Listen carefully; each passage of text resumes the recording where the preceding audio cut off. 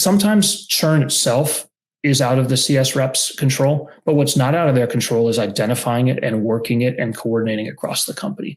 And so we started to hold people accountable to, are you identifying and working churn in the right way and risk of churn? So this isn't tomorrow, but it's coming soon, which is it's less about configuring systems. It's more about configuring data. I really am excited as I think through both my investing, my advising, and next steps of career to watch how this develops. So at this point in time, I'm going to go ahead and turn over to Q&A. And Joe, feel free to pop back in whenever you want.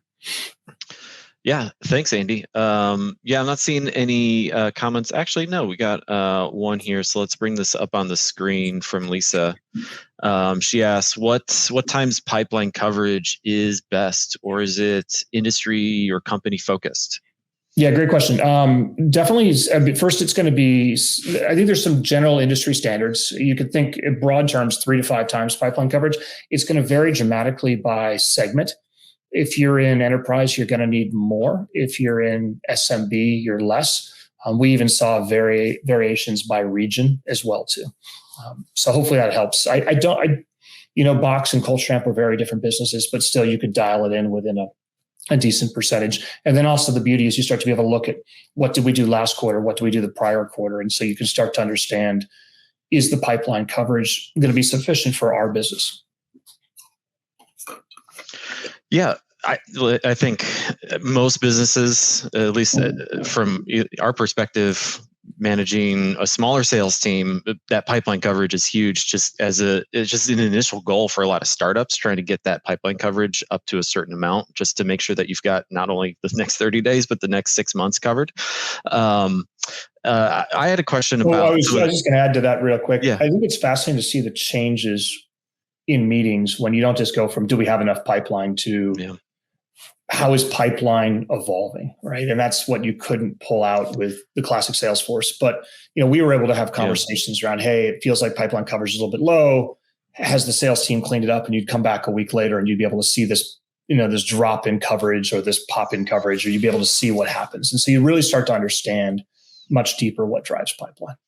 Yeah. And you get to have much deeper conversations with your reps around priorities and how things are progressing. And then you get to map stuff back to those stage movements. It helps reinforce some of those metrics that you guys are looking at in terms of conversion through different stages as well. Makes everything more predictable, right? Or at least gets to tweak that.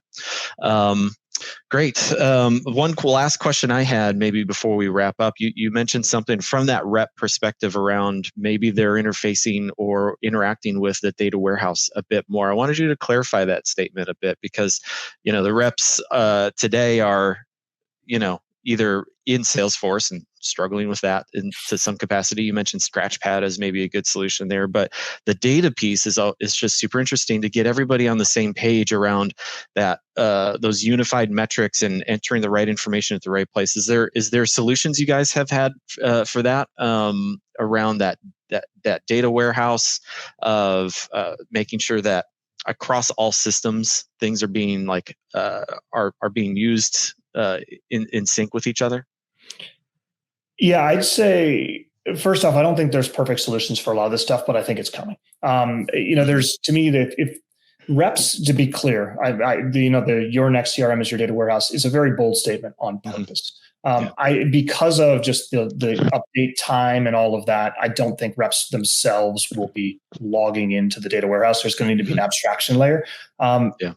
But it doesn't have to pump back into Salesforce. It can pump somewhere else. I think at a fundamental level, I look at it 2 ways. One is there's insights and dashboards that allow you to be intelligent. Those tend to more be management, executive level.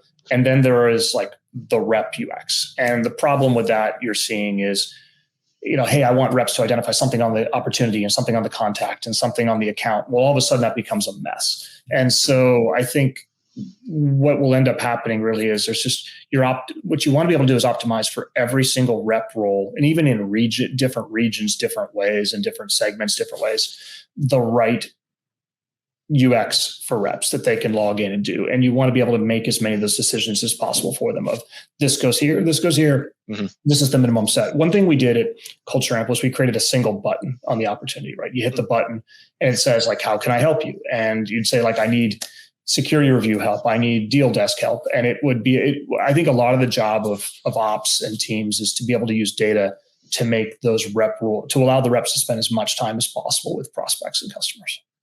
Definitely. Let's get to Lisa's comment here as well. Any comments on methods to help accelerate pipeline movement, or is that another session?